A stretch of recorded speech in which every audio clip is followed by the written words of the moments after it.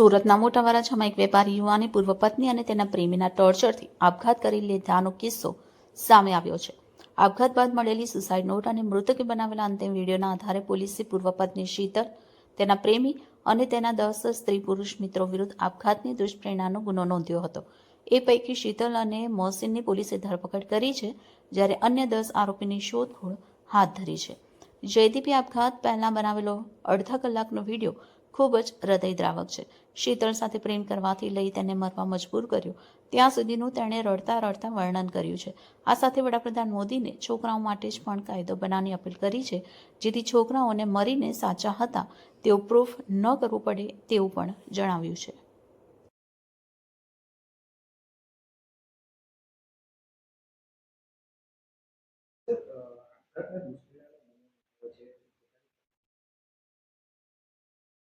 ગઈ તારીખે 4/5/2025 રોજ આ કામના જે મરણ જનાર છે એમને દવા પી અને આપઘાત કરેલો અને એમના જે નજીકના સંબંધી હતા તેને ફોન કરીને બોલાવી લીધેલા, જેથી તે ત્યાં જતા ઉલટી કરતા હોય તાત્કાલિક હોસ્પિટલે દાખલ કરવામાં આવેલા અને ત્યાં મરણ ગયેલ.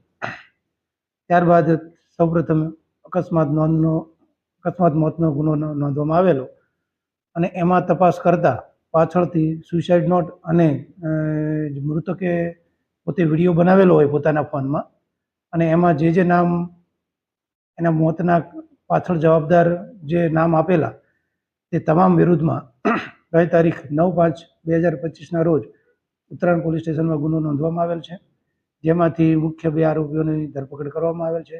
તેઓના રિમાન્ડ પણ મેળવવામાં આવેલ છે અને કોર્ટ હવાલે કરવામાં આવેલ છે.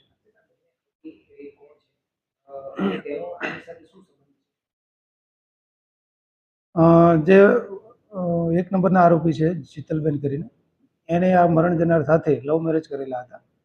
થોડો સમય એમને સંબંધ ચાલુ રહેલો, ત્યારબાદ ઘરકાંકા થતા તેઓએ ટેમ્પરરી છૂટાછેડા લીધેલા.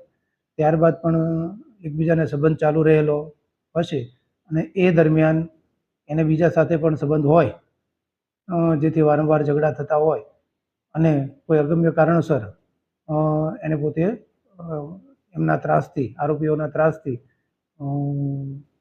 આત્મહત્યા કરેલ છે.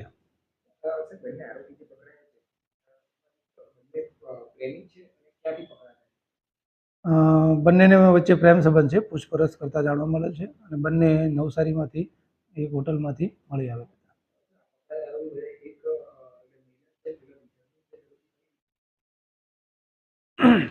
હાલ તો બંને વચ્ચે પ્રેમ સંબંધ હોય એવું પ્રાથમિક રીતે જાણવા મળે છે. આગળ હજી તપાસ ચાલુ છે, આગળ શું નીકળે છે એ તપાસ બાદ જ કહેવામાં આવશે.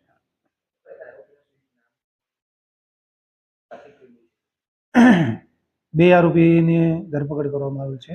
એક છે શીતલબેન લાલુભાઈ રાઠવા, મૂળ રહે નર્મદા જિલ્લાના છે, હાલ અહીંયા સુરતમાં રહે છે. અને આરોપી નંબર 2 છે એ મોહસિન ઉર્ફે ટાઈગર છે, મોહસિન ટાઈગર, જે હાલમાં બહાર મોરિશિયસ ધંધો કરે છે, બિઝનેસ કરે છે, જે ભારત અને મોરિશિયસના આવજા કરતો હોય છે.